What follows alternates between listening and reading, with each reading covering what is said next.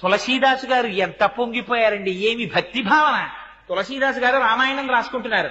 హనుమ వచ్చి ఏం రాశావన్నారు. అశోకవనంలో పువ్వులన్నీ తెల్లగా పుష్పించున్నాయన్నారు. నీ మొహం ఎర్రగా ఉన్నాయన్నారు హనుమ.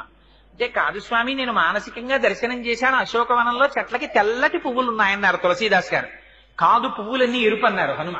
అంటే నేనా సుందరకాండలో వెళ్లి చూసి వచ్చిన వాడివి నువ్వా, నేను చెప్పినట్టు రాయి పువ్వులు ఎరుపని మార్చన్నారు. అంటే తులసీదాస్ గారు అమ్మ బాబోయ్ ఇంతో మనం ఎక్కడ వాదిస్తాం, ప్రత్యక్ష సాక్షిని అంటాడు అని రామచంద్రమూర్తిని ధ్యానం చేశారు. రామచంద్రమూర్తి ప్రత్యక్షమయ్యారు. హనుమ ఏమిటి నీ ఎల్లరన్నారు. స్వామి అశోకవనంలో పువ్వులు తెల్లగా ఉన్నాయని రామాయణం రాస్తున్నాడు తులసీదాసు, నేను చూసినప్పుడు ఎర్రగా ఉన్నాయి పువ్వులన్నీ అన్నారు.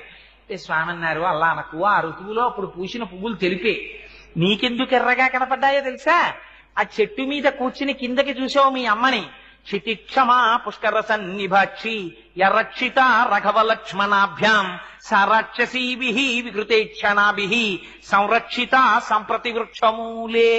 మా అయ్య రామచంద్రమూర్తి భార్య రాక్షసల కాంతల చేత పరివేష్టింపబడి ఒక చెట్టు కింద ఒక్క పట్టుబట్ట కట్టుకుని ఇలా ఉండిపోవడమా 10 నెలల నుంచి, అది కోపంతో చూశావు, నీ కన్నులు ఎరిపెక్కి తెల్లటి పూలు ఎర్రగా నీ కనబడ్డాయి హనుమ, పువ్వులు తెలిపేలా రాయని అన్నారు.